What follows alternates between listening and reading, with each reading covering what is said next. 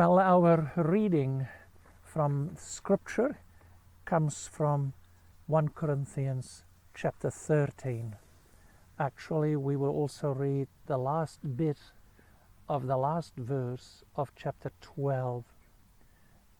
So 1 Corinthians 12, verse 31, and also all of 1 Corinthians 13. Although the text of the sermon will come only from 1 Corinthians 13, the first 3 verses.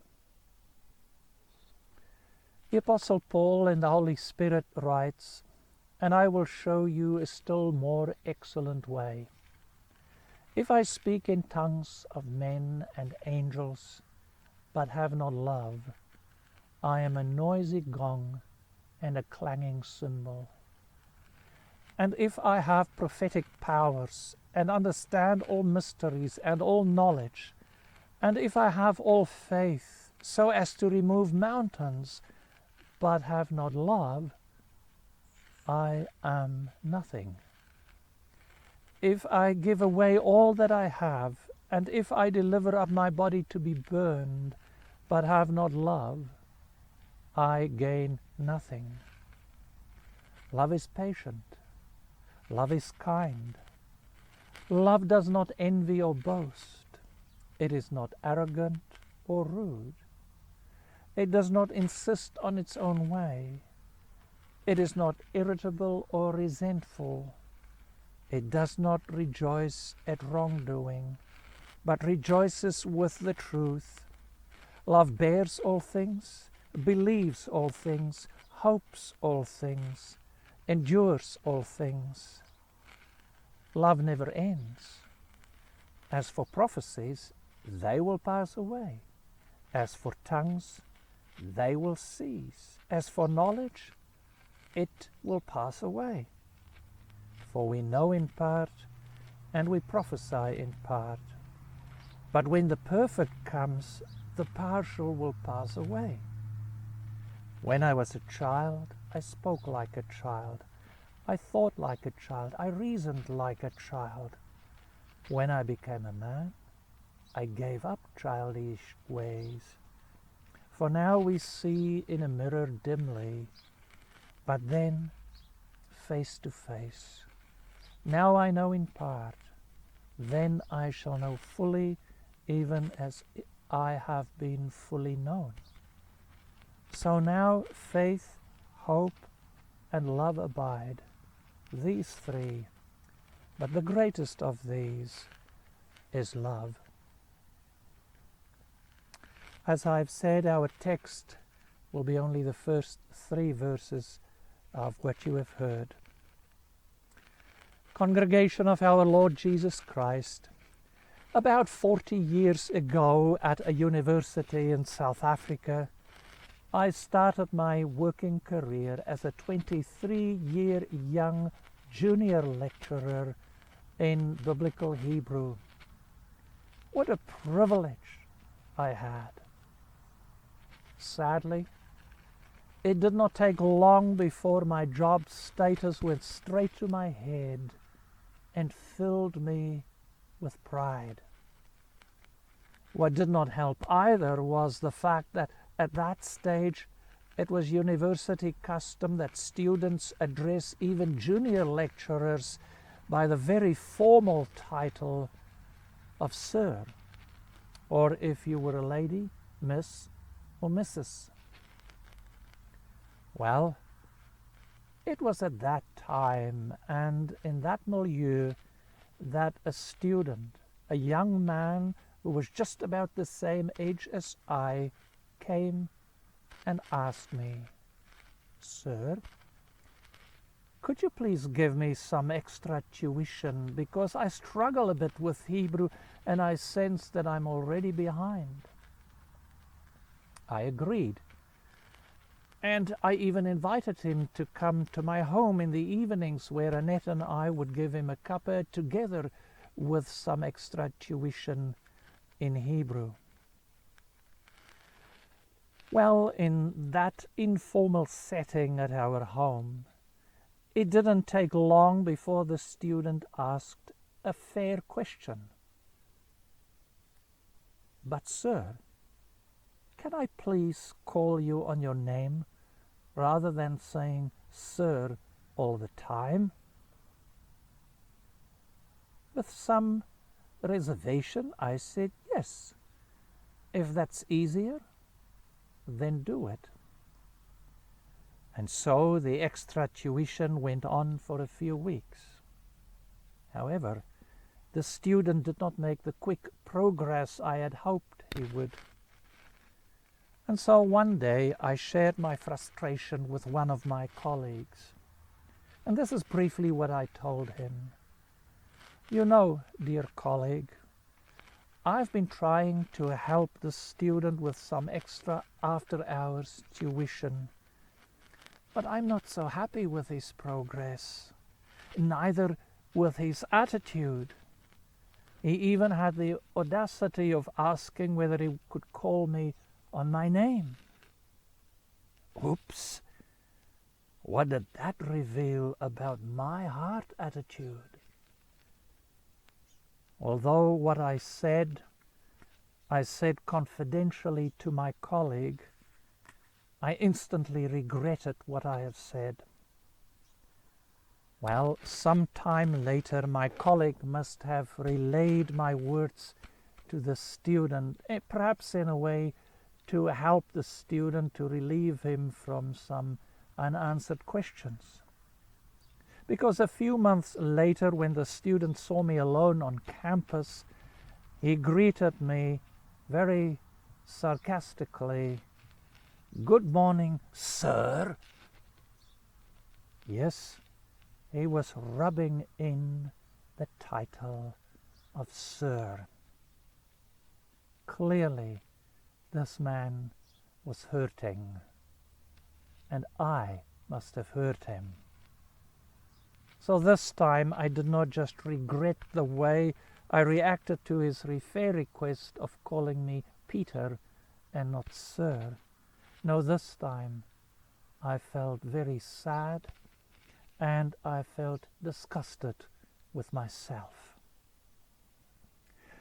So, what does one do? Well, I did some introspection to try and find out by what motive I agreed to give the student extra classes, and even at my home. Was it self-sacrificial love for the student? Was it self-sacrificial love for my Lord, who so loved me that he gave me his Son? Was it genuine compassion that drove me to helping this young man? Or were my motives selfish? Yes, was I perhaps hoping that if I helped the student, then news would spread on campus that I'm this really kind lecturer who even goes the extra mile? To be honest, after good thinking and reflection, I'm sure it was the last mentioned. Yes, I must have entered into the deal with selfish motives. So what was the result of my bad motives? Well, not just that I felt bad about the whole mishap, but also that through my subtle selfish motives in trying to help that student, I actually hurt him, and hurt him badly. I probably also damaged his desire to learn Hebrew. My brother and sister, why have I shared this with you? Well, to illustrate how even good deeds, deeds done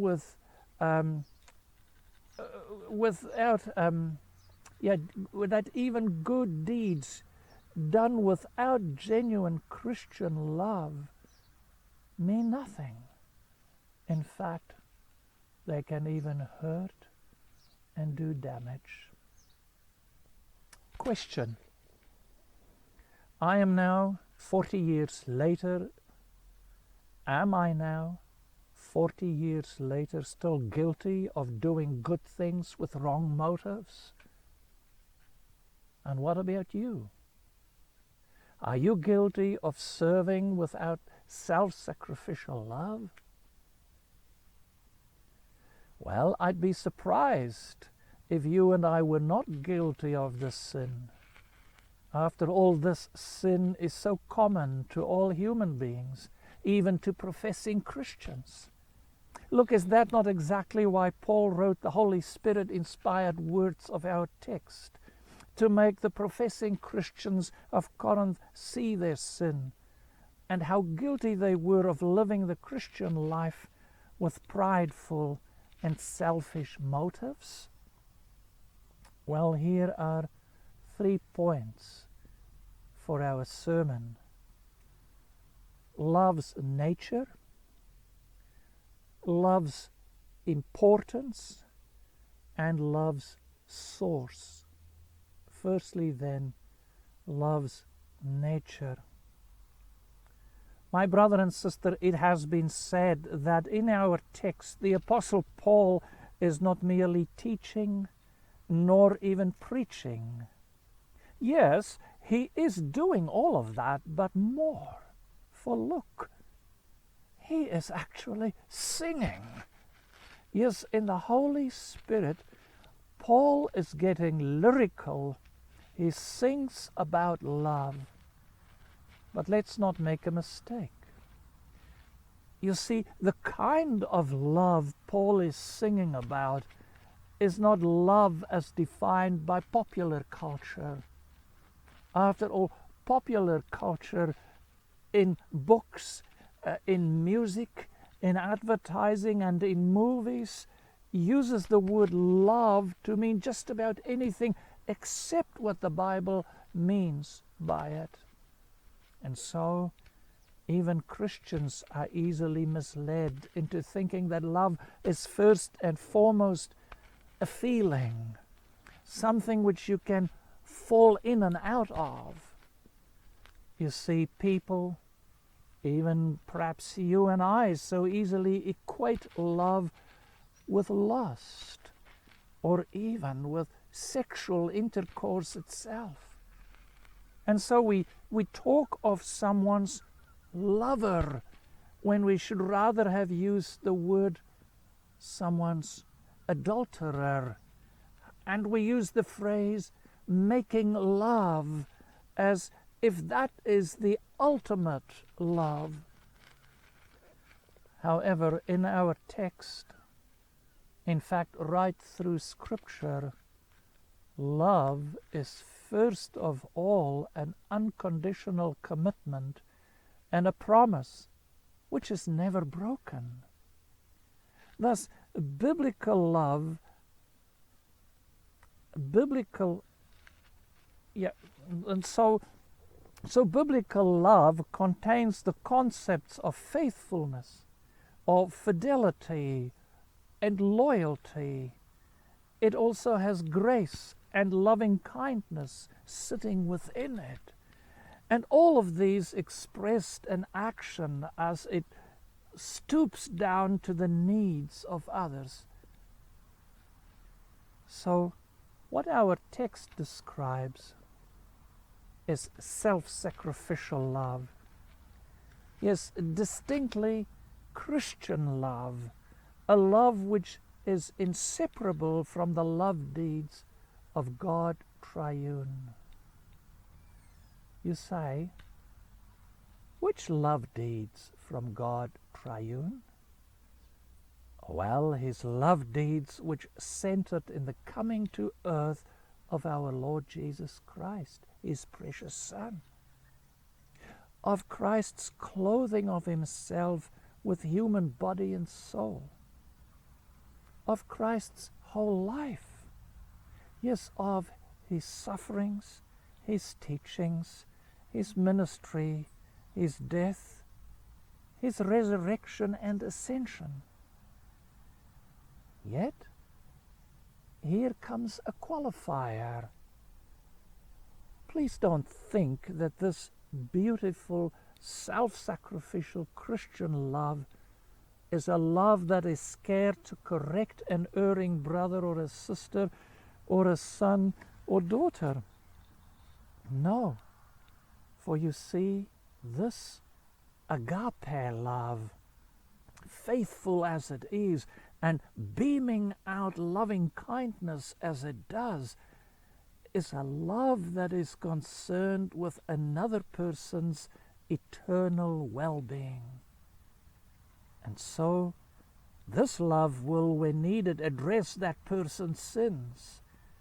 However, not in a petty human anger, but if in anger, then in a voice raised in holy urgency and concern. Indeed, this love will not wipe sin under the carpet, for this love is not a blind love which has lost the ability to discern between right and wrong. After all, is that not how our Lord Jesus Christ himself, who is the perfection of this love, corrected and disciplined even his disciples? And he did that more than once. But the incident that stands out is there where our Lord, in great love, said to Peter, "Get behind me, Satan. You are a stumbling block to me. You do not have in mind the things of God, but the things of men." Well, this is the shape which Christian love takes on. A love which, because it is from God, has cross-bearing, self-denial, and faithfulness as its vital ingredients. And it operates on God's terms, not man's. Well, so far regarding point 1. Nature loves nature. Here is point 2. Importance loves importance. My brother and sister, gauging by what Paul says elsewhere in the same letter, the Corinthians were guilty of the same sin as I when long ago I gave that student of mine extra Hebrew classes, but doing these with such subtle and selfish motives that at first even I myself did not notice it. And it was no different with the Corinthian Christians. You see, some members in their church were in sinful manner trying to show off even such noble things as Christian gifts. For example, the gift of prophecy. We might call it in our day the gift of preaching, of preaching God's word. Or the gift of the knowledge of God and of his word. And of speaking in tongues. Thus, in the Holy Spirit, Paul now points out to them that although these gifts which they desire are good gifts in and of themselves, yet if the Christian does not use these in a love that is stripped from selfish motives, then the use of even these noble gifts would be meaningless in God's eyes. And so Paul sketches for them 3 scenarios. Here is the first one in verse 1. If I could have the highest prized God-given gift, the gift of speaking in tongues of angels, boy, if I had that, then I would be somebody great. That's how the Corinthians thought. What were tongues of angels? Well, it seems that how the Corinthians, with awe and in great measure of jealousy, described glossolalia, or speaking with tongues. That was their way of describing that. They called that the tongues of angels. And that was a gift which some of the Corinthian members had received in those days. Well, says Paul, if that's your attitude, to have it for your sake, to have the spotlight on you, then even such heavenly language or sounds will be just like a piece of brass or a gong, which gives an endlessly reverberating resonance without any musical pitch. Or just like the ancient Greek cymbal or a crotol, a musical instrument, a percussion instrument, which just gives an intrusive, invasive, self-important noise, a noise which disturbs rather than pleases the senses. Then, next, in verse 2, Paul gives a second scenario, and that is when someone has, by God's grace, become an exceptionally gifted man of God, a person with prophetic powers. Again, in our day and age, we would say a person who has the gift of preaching, an extraordinary gift of preaching. And a person with all knowledge concerning God's Word, as well as the ability to understand all the deep mysteries, the tough things in God's Word. Yet a person who does not just have all of these, but also an enormously strong faith. A faith which the ancient Hebrews proverbially called a faith that can move mountains.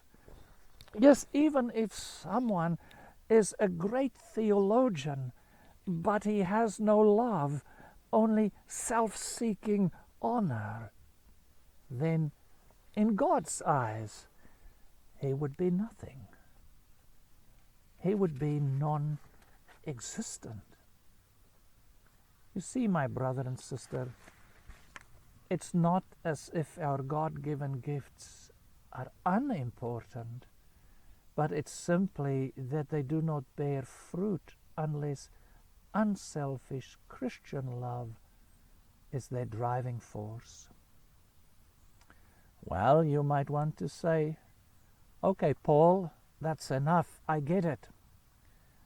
But look, Paul gives us a third and last scenario, a quick one. This time not so much anything to do with special gifts from the Holy Spirit, neither with a most powerful faith, but simply with the most impressive deeds which a human being might perform. Deeds like giving away bit by bit everything that I own, in such a way that I make myself destitute or impoverished for the sake of the poor. In fact, even if, like some people of false religions, I were to physically sacrifice myself, exploding myself, yet for selfish motives, like wanting people to say, man, wasn't he a brave guy? Even then, I would gain nothing. My brother and sister, one commentator illustrates the point of our text by describing what happened the first time he baked a cake. You see, as far as he thought, he did everything according to the recipe. He also had the oven at the correct temperature setting. Yet, about 40 minutes later, when he took the cake out of the oven, what did it look like? It looked like a pancake. Why? Well, because he had forgotten to put the baking powder into the flour. See? Without baking powder, no cake. Without the practice of Christian love, Christianity fails. So allow me to ask, What gifts have you received from God? Gifts that you could use even in our church family. Are you perhaps a musician who plays an instrument? Or a musician who is a singer? Or are you gifted with cooking skills so that other members can benefit from the meals you prepare? Or are you financially blessed to the point that you could relieve the financial burdens of a brother or sister in need? Or are you a builder or another kind of tradesman who could bless the church with your skills? Or is your God-given gift perhaps teaching, by which you could teach our Sunday school or catechism children, or the kids coming to our cadets and gems, or the children in the holiday club?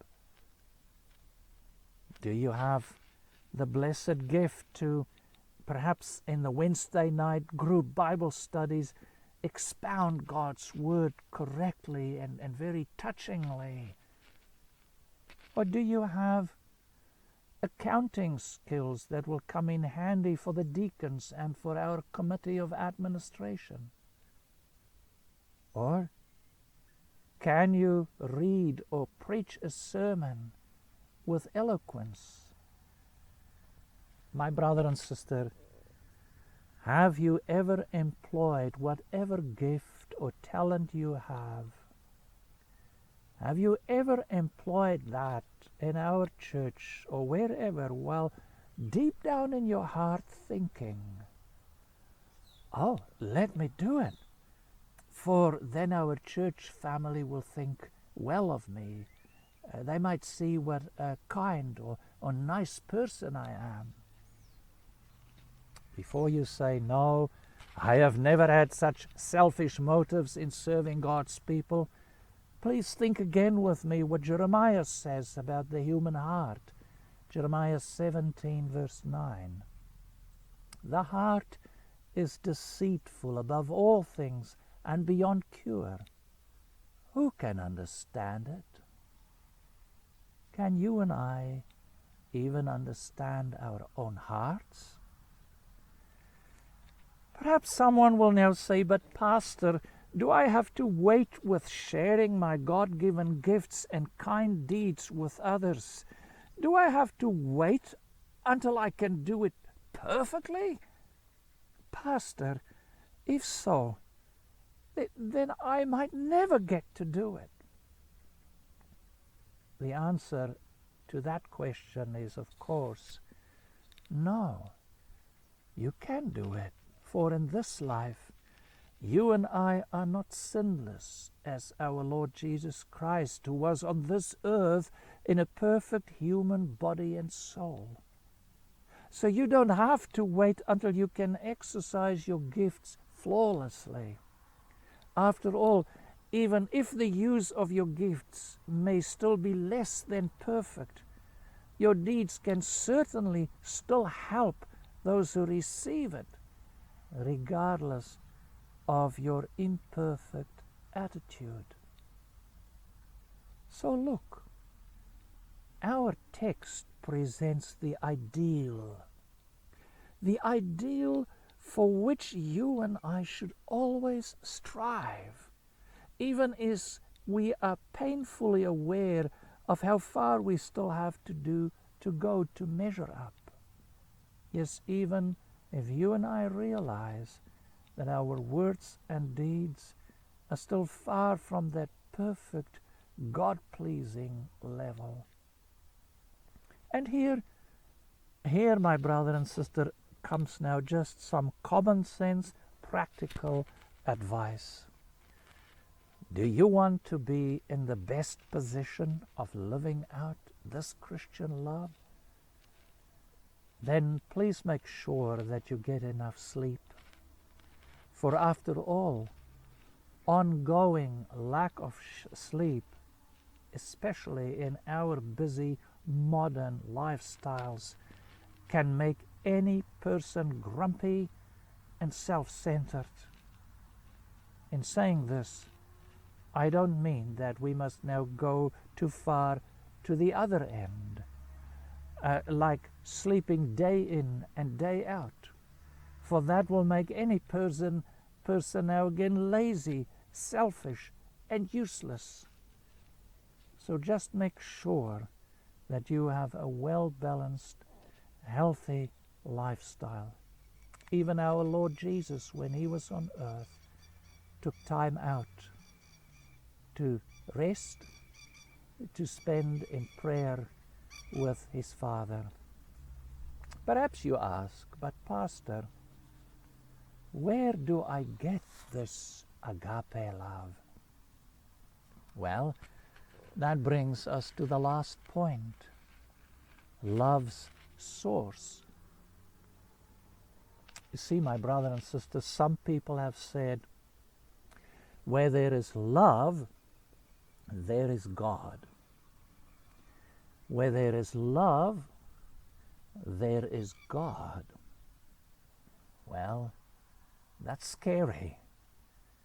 For some people's definition of love, which caters for homosexual and heterosexual sins, is definitely not how our text describes love. One commentator says it well.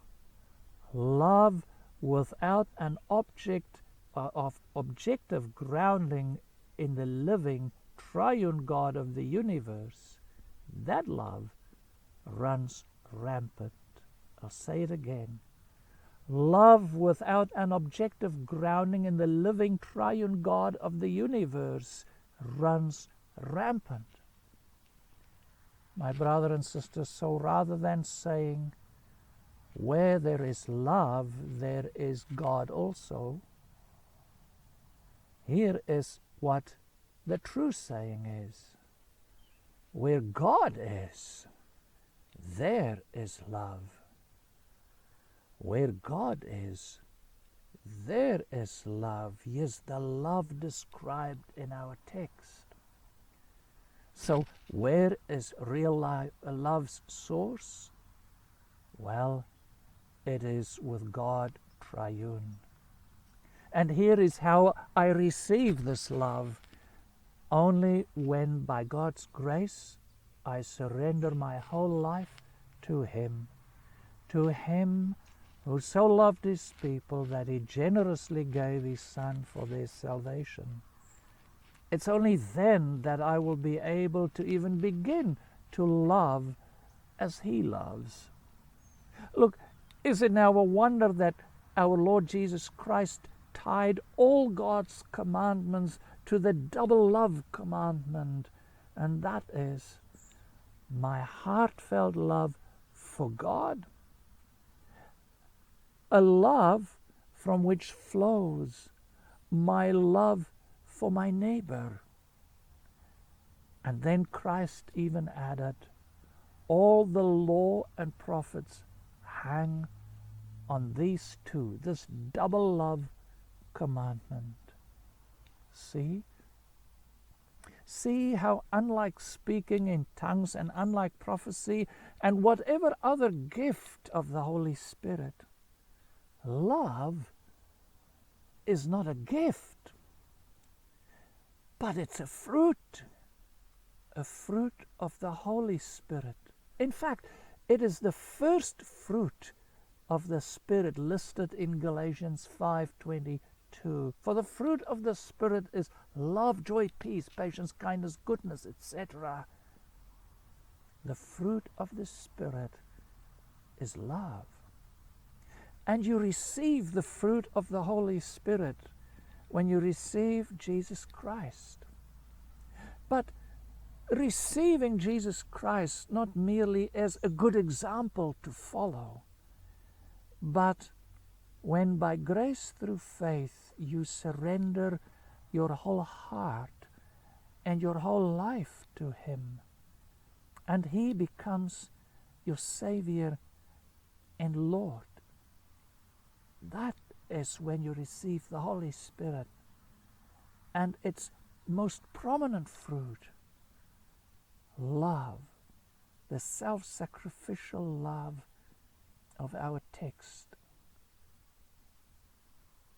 Have you yet done that?